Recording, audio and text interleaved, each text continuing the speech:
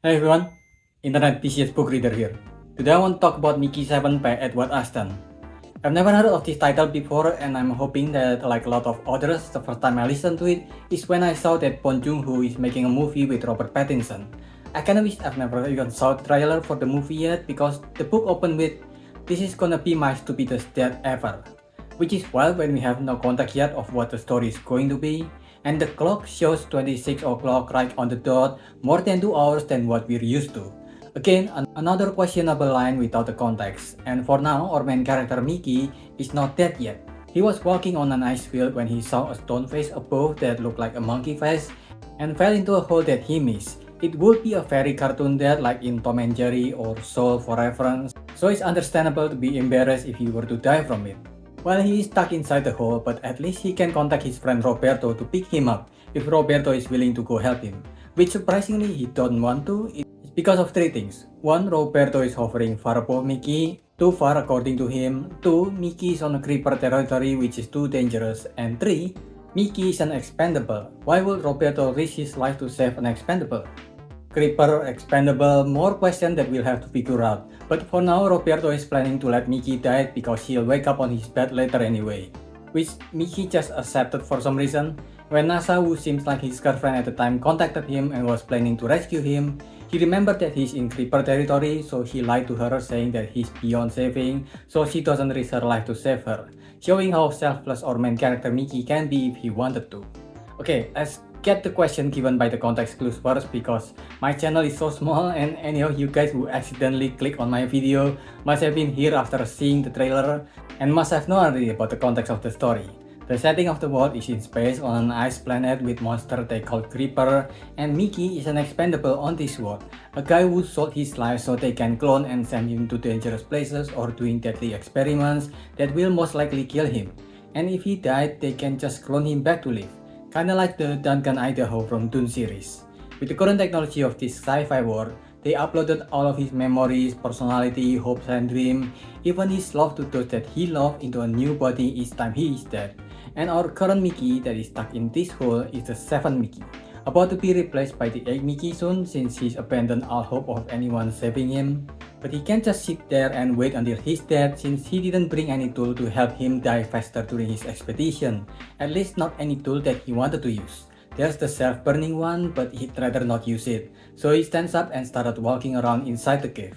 A decision that he should have told either Roberto or NASA before they left, because back when the cloning technology was new, the creator tried to replace everyone on his planet with his own clone, and ever since then, multiples, when two or more of the same person existed at the same time, is considered taboo. But he kept on moving on what looks like volcanic tubes inside the mountain of this ice planet, and it doesn't take long for the place to cool down and warm up, so the risk of dying of hypothermia at least is gone for now. But another threat soon appeared. After a while, it's obvious that the tunnel is not naturally formed. Something must have dug this giant tunnel below the ground. At first, Mickey can hear the noises of whatever is digging, and then he saw them. Creatures that look like the creepers, dangerous alien life form that have been seen on the surface. Their description sounds like the bug from Starship Trooper, but the ones digging here look slightly different although not less deadly looking. And worse, it is right at his back right now. Mickey tried to run, but the centipede-looking giant caught him easily, and they took him on a long journey. Mickey thought that he'd be brought to its nest, maybe to have him as dinner for the family. But no, surprisingly it brought him to the surface before leaving him there. It's surprisingly gentle to introduce despite how scary it is. He tried contacting Roberto and NASA, but there's no response from them. So hoping that they haven't reported him as dead yet, he started walking back into the base. He met a security guard that recognized him who let him go inside the base after they chatted for a bit. Thinking that he was safe now, he goes back inside his room when he saw someone in his bed already. Himself. Mickey number 8. Being an expendable so far sounds really horrible, and Mickey doesn't seem to be the criminal kind of sort so far. Surprisingly, he got into this mess because he volunteered to be an expendable. They marketed it as being an immortal so it have a nicer ring to it instead of an expendable, but it's not like Mickey got himself into the program because he fell to their marketing ploy. He knew what he was getting into before he chooses to join. They even kindly listed a lot of the things that will kill him if he still chooses to take the job before he signed them. He just really need to get out of his planet Midgard. and after 200 years of the planet having no visitor, finally there's a ship that landed there. But he did not have any of the skill required to take any job that will allow him to join the ship, so in desperation, he chose to volunteer to become an expendable. What he did not count on is that it's actually cheaper to make him instead of risking other equipments like mechs to take risk going places, so he ended up dying of a lot of things that in Midgard used to be handled by robot because of how dangerous it is. I mean, Gwen, who personally interviewed him when he volunteered, even tried to convince him for quite a while not to take the job because of how ridiculously dangerous it is going to be. But since he insisted, he is now an expendable. But why is Mickey so desperate at getting off Midgard? The planet is actually quite nice despite being a third level colony. It's because he's a historian. While in the story he works well for world building and telling us more about the history of the world, but in the story itself, besides historical knowledge, he had no other skill that can make him board the ship, and those same skill issues also got him not much job opportunity in Midgard. He only barely managed to day-to-day life, and it made him unsatisfied in many ways, which is why he's always getting into trouble there. But not as much trouble as he currently is. There's Mickey 7 and there's Mickey 8, and since there can only be one Mickey at all times, one of them had to go. They are trying to decide which one of them is going to die, but first 8 need to take a shower to clean up the clone goo on him, priority and all that. And while he's taking a shower, Roberto came in talking to 7, who he thought is 8, and they chatted for a bit where he lied to 7 about why he died, saying that he got killed by Creeper instead of Roberto leaving him to die in a hole. Which is a bit weird since NASA also know that he's in that hole. After Roberto left, they got back to deciding who to die between 7 and 8, and they decided to deal with it like a man. Rock, paper, scissors. The first one to lose will go to the recycler. They had an intense Jankenpon here, with 7 losing the epic battle. In a way, 7 might be the truest to the first Mickey here by losing this battle, because that's how he had to abandon Midgard. Continuously lost at gambling by betting that his friend Roberto will lose in this futuristic sport match. But Berto kept winning the match, getting him into gambling debt with Midgard's worst debt collector. 7 and 8 went to the recycler, but 7 can bring himself to go down the recycler, and 8 can what 7 did it to himself. So they postponed offing each other for a while to figure out a solution that doesn't result in their death, which means they need to figure out the food ratio to feed both of them. There is another problem. Gabe Torricelli, the guard who greeted 7 when he returned, has been missing and presumed to be dead, most likely by creepers. And now Marshall, the head of the planet expedition that has headed Mickey since he first joined the crew, has called him to his quarter. Marshall is the Natalist, a cult/religion in this world, kinda like the Mormon from our world.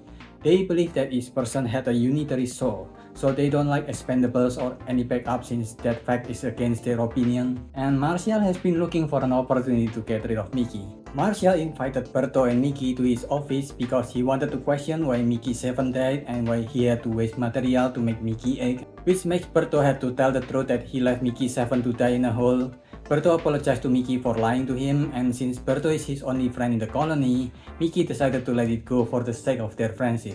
And because of Berto's mistake that caused Mickey to die and wasted their material, their food supply will be cut off by 20%, which is rough for Mickey since they need to divide their food portion 50-50 for now. 8 understandably was not happy receiving this news, but for now he just wants to sleep.